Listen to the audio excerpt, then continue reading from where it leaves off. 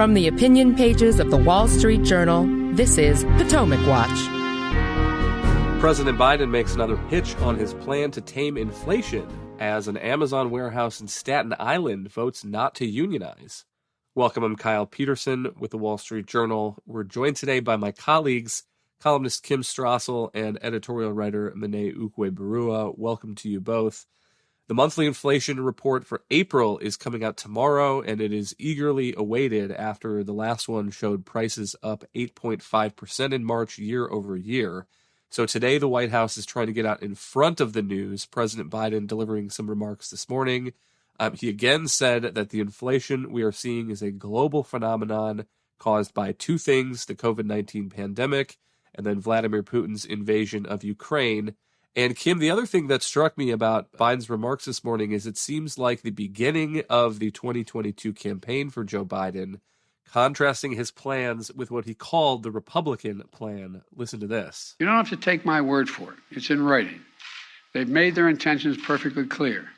Senator Rick Scott, Wisconsin, a member of the Senate Republican leadership, laid it all out in a plan. It's the ultra-MAGA agenda.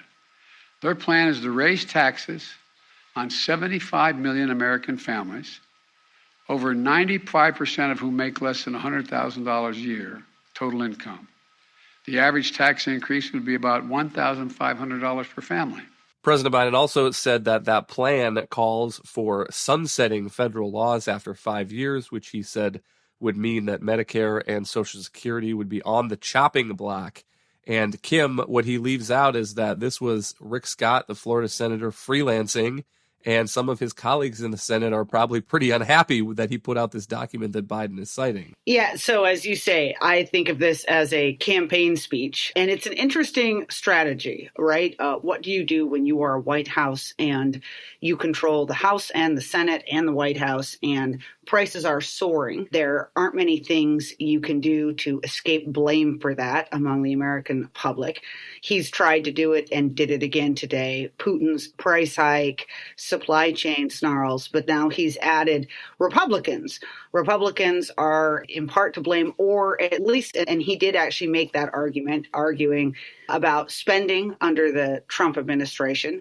He left out the fact that most of that spending, which was on those COVID emergency bills, was done in a totally, thoroughly bipartisan fashion. His party was equally involved in pushing through all of that money. But he's also, interestingly, going to try to set up a choice here, arguing that his policies would actually do something to help this.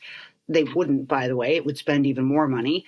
But he says that the reason he hasn't been able to do more is because Congress is standing in the way. He said that if he had 60 votes in the Senate, he could get his things through and things would be better, but Republicans are blocking it. And he essentially set up a choice and said, you can back my people this fall and I can then make progress on my plan, or you can go for the ultra MAGA Republicans.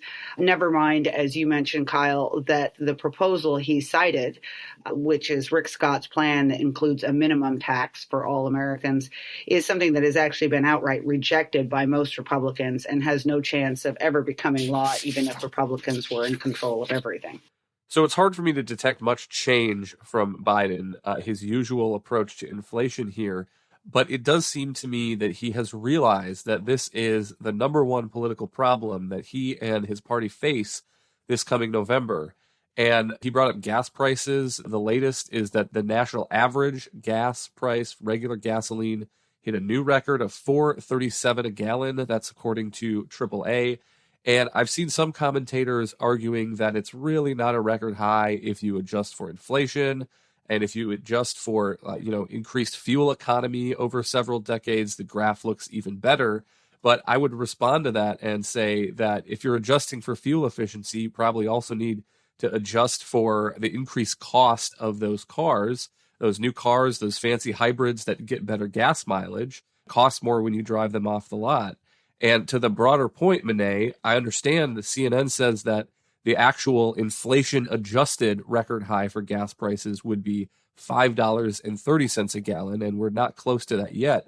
On the other hand, people's wages don't adjust every day as gas prices go up and down. So when we hit this new local record, it still hurts for people who are still waiting for the next raise to come through. Right. I mean, there's no getting around the fact that prices in general have increased massively over the course of the past year, but 8.5% in total at the latest Consumer Price Index report, and specifically that's been driven mostly by energy prices, and the way that affects consumers most directly is in gas prices.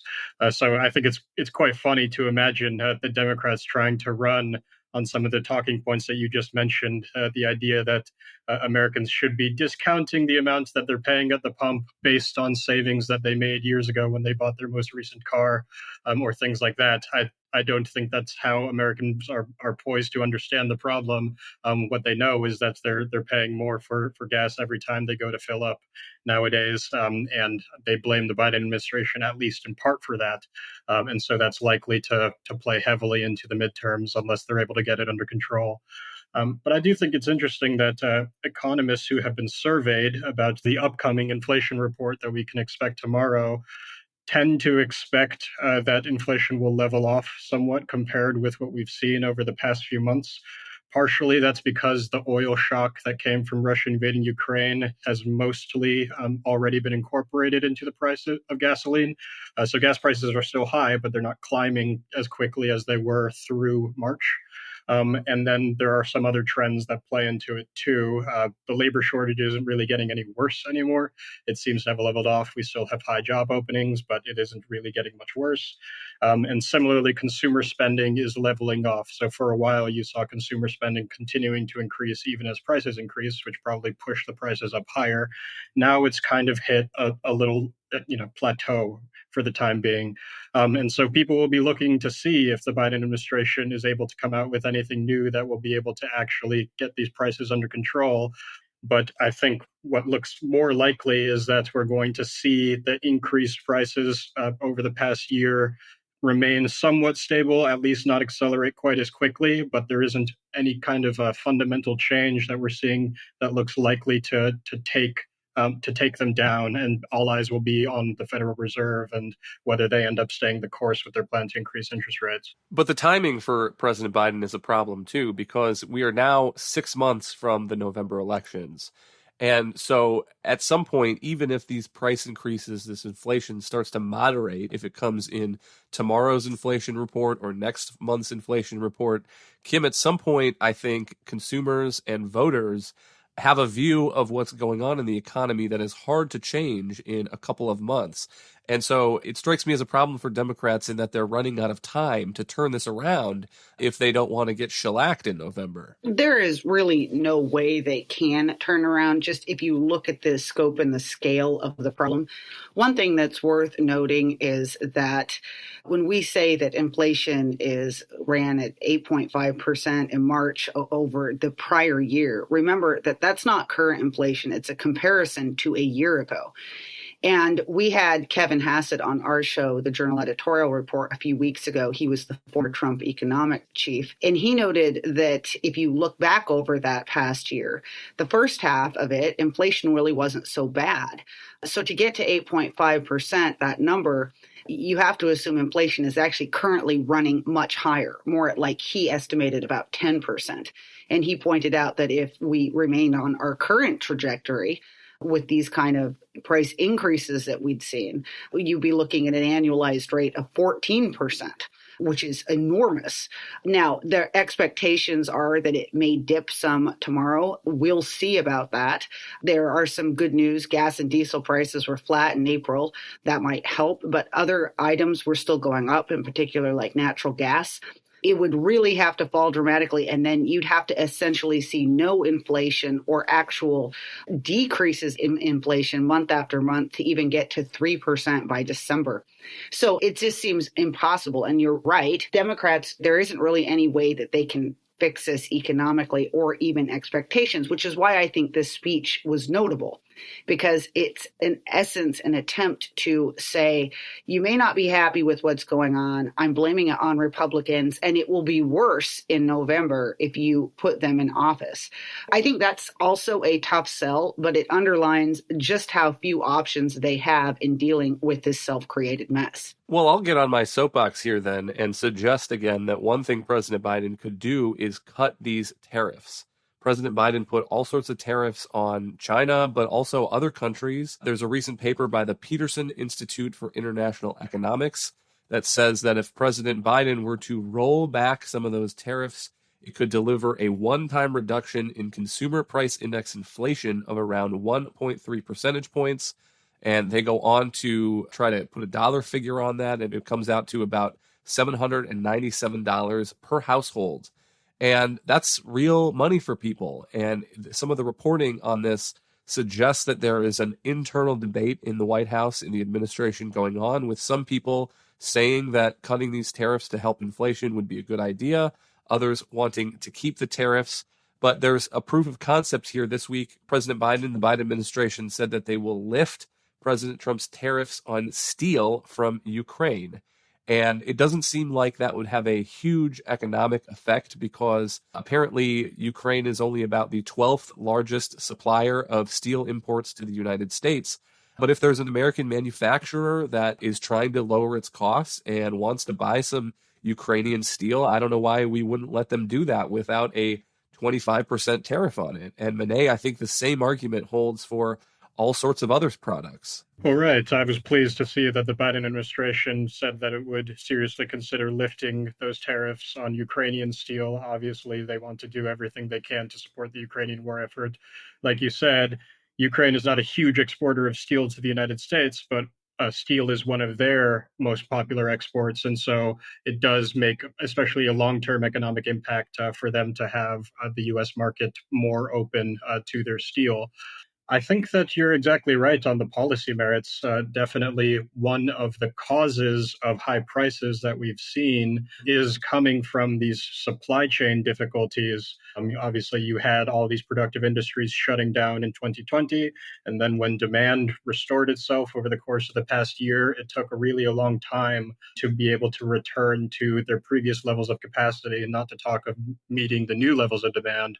And the labor shortage also, we have companies, not just in the United States, but all around the world that have struggled to find enough workers to be able to produce, and all of that lifts costs. And so when you have those built-in structural difficulties that are raising costs, it makes even less sense to have an added layer of costs that comes from these tariffs. And so I think you're seeing a lot of industry groups in the United States lobbying the Biden administration to move away from these tariffs.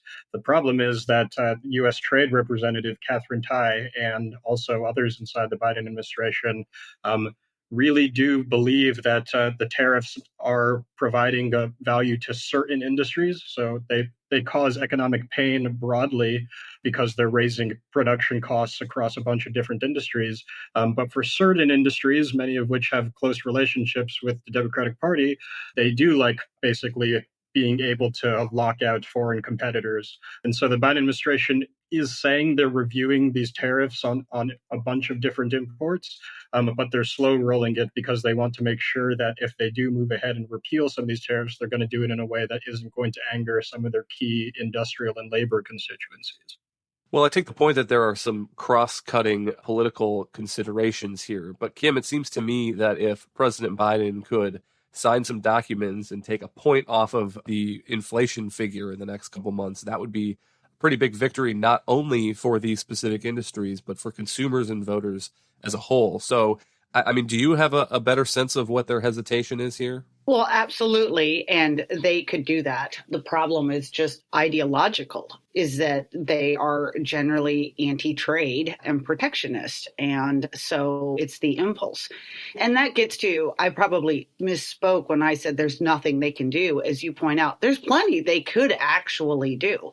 Remember, how did Reagan administration pull us out of inflation? You got tough on monetary policy. And we'll see Jerome Powell, how committed he is to actually raising rates and getting ahead of inflation. But But the other side of it is the supply side and flooding the market with goods that people aren't getting otherwise. And the way you do that is you send a signal to business that they're not going to be penalized and punished, and that you're going to get out of their way with unnecessary, burdensome, costly regulations. And that's the problem for the administration, is everything that it needs to do right now to help itself politically are things that is ideologically opposed to. Coming out tomorrow and saying, if you were Joe Biden, that you are not going to seek to impose any new tax increases on business until such time as inflation is under control would be a great signal to companies. It would unleash them, or at least give them some security to invest, to build new factories, hire more people. But with the uncertainty between that and all these regulations that they're putting out there, it's the exact opposite. It's causing companies to rethink further expansion. And that is the worst thing you could do if what you want to do is fix inflation. Hang tight. We'll be right back. You're listening to Potomac Watch from the Wall Street Journal.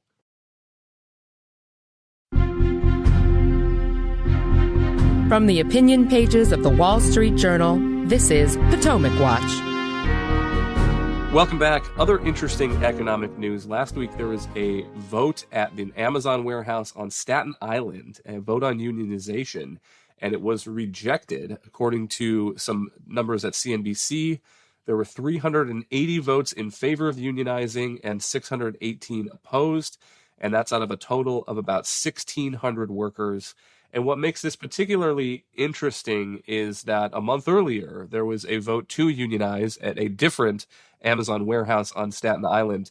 So, Monet, what is the story here, and how do you explain this split decision? Well, I think it's important to note that that first Staten Island warehouse that did vote to unionize on April 1st is actually the anomaly. And the vast majority of votes that have been held at Amazon facilities concerning unions have been rejected. So I think one of the reasons why that first warehouse was successful is because of the uniqueness of the story of its founder, Chris Smalls.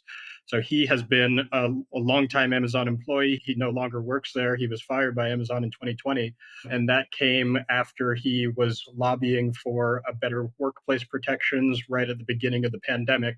Then Amazon dismissed him. A lot of employees thought that was unfair.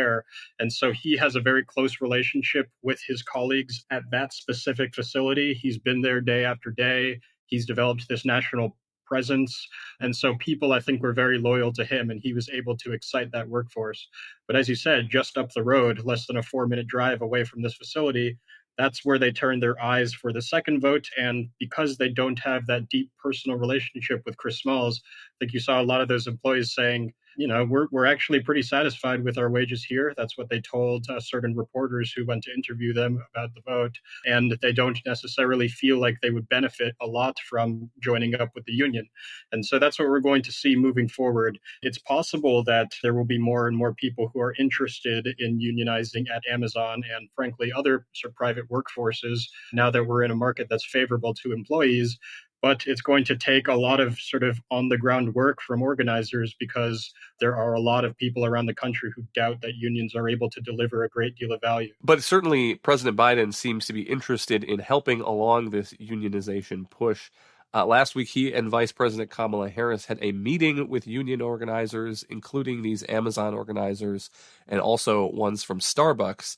And Kim, the Biden administration wants to change policy, change the law to be more pro-union, but that's difficult to do when we have a 50-50 Senate. But one thing the president can do is he can use the bully pulpit. He can elevate these figures, invite them to the White House, and tell the public that they're great guys and everybody should vote to unionize with them. Yeah, he can definitely do that. The other thing he can do, by the way, which is already happening, is he can instruct his labor officials, whether they're at the National Labor Relations Board or in the Department of Labor, to stack the deck, as it were, in favor of unions when it comes to disputes with corporations, et cetera. And we're already seeing that happen.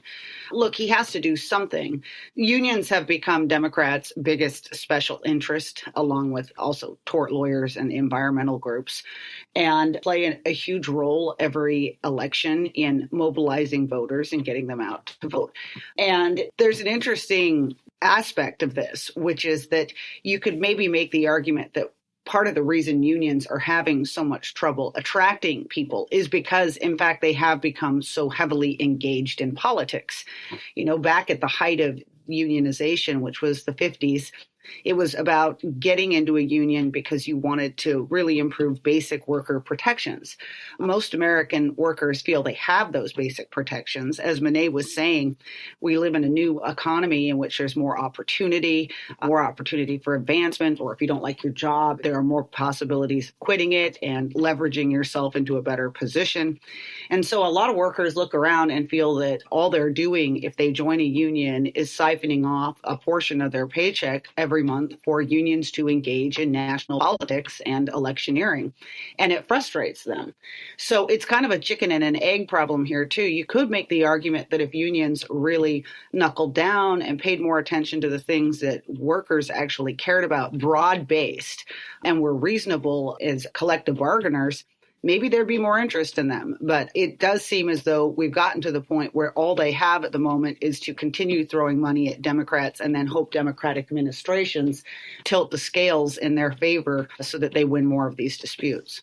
On the point about politics, that's an interesting one. And I would point to an op-ed that we had in the Journal recently by Michael Saltzman. And he cites how unions that are responding to the draft leaked of a Supreme Court opinion overturning Roe v. Wade. Here's a tweet by the Starbucks Baristas Union, quote, "All of us in the labor movement must fight for our abortion rights," unquote. And I don't know, I haven't done a survey of what Starbucks baristas think about abortion, but I imagine it is probably closer to the American public average than the people running the union are. So that's an interesting point about how union engagement on these other issues may be alienating some of these potential members. But Monet, how do you think about the fact that we're in such a tight labor market? I mean, does that suggest that this is a great time for union organizers, or does that suggest that employers are so desperate to hire that these workers don't think they even need a union because they have bargaining power on their own? And just to provide some context, about a third of public workers are in a union, but the share of private workers that are in a union has been eroding for a long time now, and it's only about 6.1%. There are certain industries that have been organized in the long term and that generally have shown themselves able to extract pretty meaningful concessions from employers during periods when the economy is growing and those companies are profitable. So I'm thinking of things like the auto industry. We saw last year the United Auto Workers extract pretty big concessions on behalf of John Deere employees, and that was at a time when Deere was highly profitable. And there were some other strikes that took place around the country that did create meaningful gains. And none of that could be happening, as you implied, without the tight labor market where these employers know that it's going to be hard to hire, so employers want to retain their current workforces. But beyond that, I think it's interesting that you brought up the baristas. I'm very glad that you did, because a lot of people are pointing to Starbucks and the success that they've had over the past few months as a sign that we might be in a new golden age for labor organizing. Since last November, I believe, they've managed to convince 50 different stores around the country to join up with the United Workers, which is a national union under the SEIU. But I do think that Starbucks is a pretty unique example because a very high proportion of their workforce is highly educated and somewhat underemployed people. So you have kind of college-educated millennials and members of Gen Z at this point who are working at places like Starbucks, and they are very interested in the union, not only because they feel entitled to higher pay in a way that a lot of other lower wage workers might not, but also because they are very interested in those political causes that both you and Kim were mentioning. And so I think that for them, the chance to be part of sort of a progressive labor movement is very exciting. But I don't think that same excitement is going to translate to other companies like Amazon or other retail industries where people work there temporarily, aren't willing to sacrifice part of their pay to go to union dues, and really aren't interested in just sort of becoming an organ of progressive politics. Thank you, Monet and Kim. Thank you all for listening. You can email us at pwpodcast@wsj.com. If you like the show, please hit that subscribe button, and we'll be back tomorrow with another edition of Potomac Watch.